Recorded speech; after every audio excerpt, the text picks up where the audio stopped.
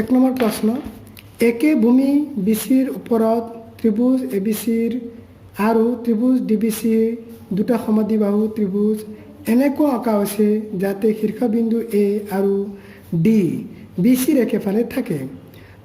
যদি এ ডিক বৰ্ধিত কৰিলে বি চিক অ' পি বিন্দুত কাটে, তেন্তে দেখুৱা যে এক নম্বৰ ত্ৰিভুজ এ বি ডি সৰ্বাংগসম ত্ৰিভুজ এ চি ডি, 2 নম্বৰ ত্ৰিভুজ এ বি পি সৰ্বাংগসম ত্ৰিভুজ এ চি পি, 3 নম্বৰ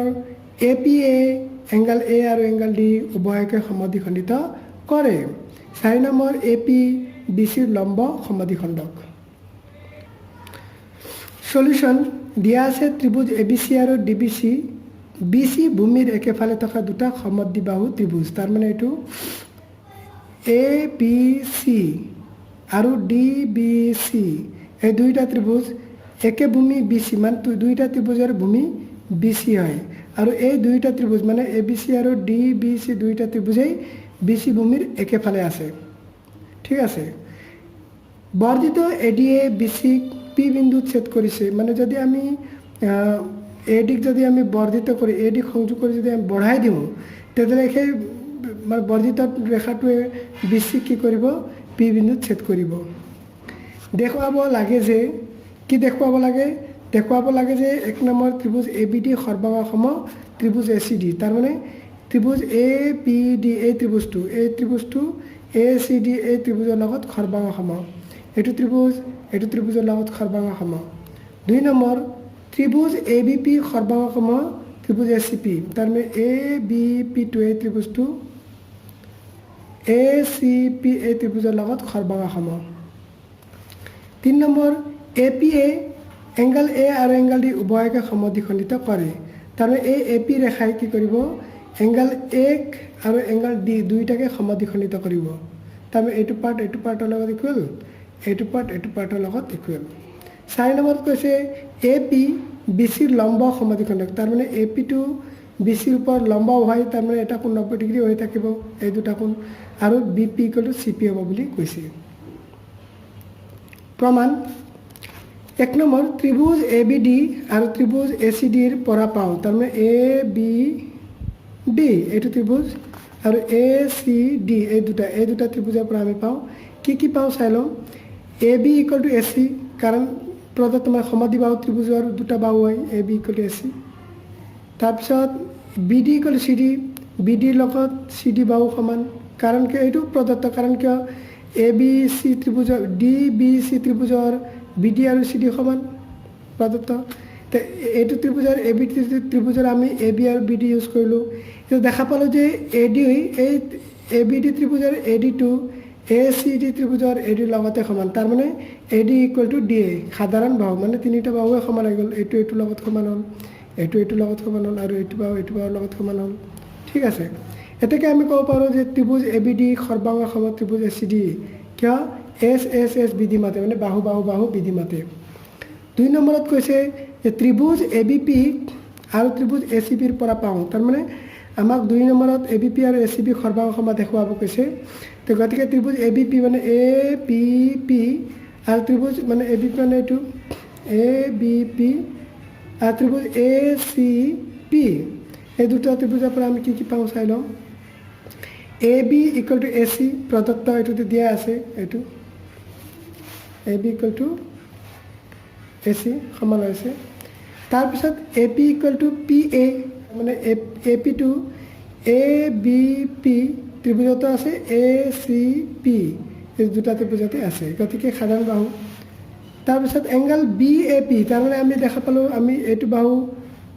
আৰু এইটো বাহু ইউজ কৰিছোঁ, গতিকে হয়তো বি পি বাহু ইউজ হ'ব লাগে, নহ'লে এই দুটা বাহুৰ মধ্যৱৰ্তী কোণ ব্যৱহাৰ হ'ব লাগে। কিন্তু আমি জানো যে এইটো কোণৰ লগত সমান, কাৰণ কিয় angle B A P equal to angle C A P, কাৰণ কিয় যিহেতু ত্ৰিভুজ এ বি পি সৰ্বাংগসম ত্ৰিভুজ এ চি পি, তাৰমানে এইটো এংগল ত্ৰিভুজ এ বি ডি আৰু ত্ৰিভুজ এ চি ডি সৰ্বাংগসম, গতিকে আমি ক'ব পাৰোঁ যে ত্ৰিভুজ ABD আৰু ত্ৰিভুজ ACD টো সৰ্বাংশম তাৰমানে এইটো ABD আৰু ত্ৰিভুজ ACD এই দুটাটো সৰ্বাংশম হ'লে ইয়াতে অনুৰূপ কোনোটা সমান হ'বই গতিকে এইটো সমান BAP = CAP এতেকে আমি ক'ব পাৰোঁ যে ত্ৰিভুজ ABP সৰ্বাংশম ত্ৰিভুজ ACP কি মতে হ'ল SAS BD মতে মানে বাহু কোণ ত্ৰিভুজ BPD আৰু CPD ৰ পৰা পাওঁ কি পাওঁ BD = CD প্ৰদত্ত এইটো BD = CD এই দুটা সমান তাৰমানে আমি এইটো ত্ৰিভুজ আৰু ত্ৰিভুজ সৰ্বাংশম দেখাব গৈ আছোঁ কাৰণ আমাক প্ৰশ্নত কৈছে 3 নম্বৰত যে APA মানে APA কি কৰিব APA এংগল D কি সমাধিখণ্ডিত কৰিব বুলি কৈছে গতিকে এই দুটা ত্ৰিভুজ সৰ্বাংশম দেখালে হ'ল দেখালে কি হ'ব এইটো কোণ সমান হ'বই ঠিক আছে গতিকে আমি ক'ব পাৰোঁ যে BDP আৰু CDP এই দুটা ত্ৰিভুজত এংগল BDP এই কোণটো এংগল CDP এই কোণৰ লগত সমান BD = CD প্ৰদত্ত তাৰমানে এইটো BD = CD এইটো আমাক দিয়া আছে BP = PC যেহেতু ত্ৰিভুজ ABP সৰ্বাংশম ত্ৰিভুজ ACP গতিকে BP = CP তাৰমানে ত্ৰিভুজ ABP আৰু ত্ৰিভুজ ACP টো সৰ্বাংশম গতিকে দুটা ত্ৰিভুজৰ সৰ্বাংশম হ'লে অনুৰূপ অংগবিলাকটো সমান হ'ব গতিকে BP = CP তাৰপিছত যে DP = PD সাধাৰণভাৱে এইটো বুজি পাইছে গতিকে আমি ক'ব পাৰোঁ যে এতেকে ত্ৰিভুজ BPD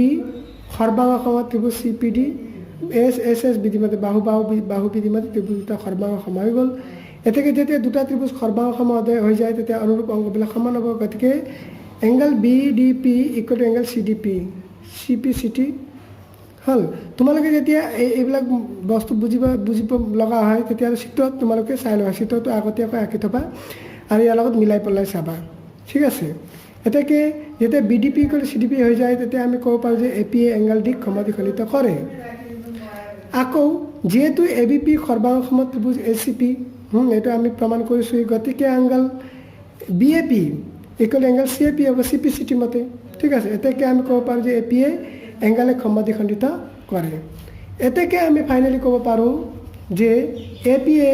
কোণে আৰু কোণ দিক সমাধিখণ্ডিত কৰে 4 নম্বৰত প্ৰশ্নত কৈছে যে APA BCক লম্বভাৱে সমাধিখণ্ডিত কৰে বুলি প্ৰমাণ কৰিব দিছে গতিকে সেইটো প্ৰমাণ কৰিবৰ কাৰণে আমি কৰিম যে ত্ৰিভুজ BPD সৰ্বাংশম ত্ৰিভুজ CPD এইটো আমাক দিয়া আছে তাৰমানে এইটো ত্ৰিভুজ BPD আৰু CPD এই দুটা ত্ৰিভুজ সৰ্বাংশম গতিকে আমি কি পাওঁ এংগল BPD = এংগল CPD কিয় CPCT মতে তাৰমানে এংগল BPD = এংগল CPD কিয় কাৰণ CPCT এই দুটা ত্ৰিভুজ সৰ্বাংশম গতিকে এইটো লিখিব পাৰোঁ কিন্তু BPD + CPD এই দুটা যদি আমি যোগ কৰোঁ 180 ডিগ্ৰী হ'ব ৰৈখিক জুৰীয়া কোণ তাৰমানে BPD আৰু CPD এই দুটা কোণ যোগ কৰোঁ 180 ডিগ্ৰী হ'ব ঠিক আছে কিন্তু এই দুটা সমানো হয় গতিকে আমি ক'ব পাৰোঁ যে BPD to BPD হ'ব প্লাছ CPD ঠাইত আমি BPD লিখিব পাৰোঁ কাৰণ CPD আৰু BPD টো সমান গতিকে CPD ঠাইত BPD লিখিব পাৰোঁ গতিকে আমি BPD লিখিলোঁ = 180 degree that implies twice angle BPD দুটা হৈ গ'ল গতিকে twice angle BPD = 180 degree that implies angle BPD = 90 degree কাৰণ 180 2 ৰে ডিভাইড কৰিলে 90 হ'ব আৰু BP = CP মানে এইটো BPD 90 ডিগ্ৰী মানে কি লম্ব হৈ গ'ল AP BC ৰ ওপৰত লম্ব হৈ গ'ল আৰু BP = CPCT কাৰণ কি এই দুটা ত্ৰিভুজ কি হয় সৰ্বাংশম হৈ যায় যেতিয়া সৰ্বাংশম হৈ যায় দুটা ত্ৰিভুজ তেতিয়ালে সিহঁতৰ ভূমিটো সমান হ'ব তাৰমানে BPD আৰু CPD সৰ্বাংশম হ'লে BP = CP হ'বই লগতে BPD আৰু CPD সৰ্বাংশম সমান হৈছে 90 হৈছে দুটাই এতেকে আমি ক'ব পাৰোঁ AP BCৰ লম্ব সমাধিখণ্ডক BCৰ ওপৰত লম্ব হয় আৰু সমাধিখণ্ডকো হয় ঠিক আছে আজিৰ ভিডিঅ'ত ইমানতে সামৰণি মাৰিলোঁ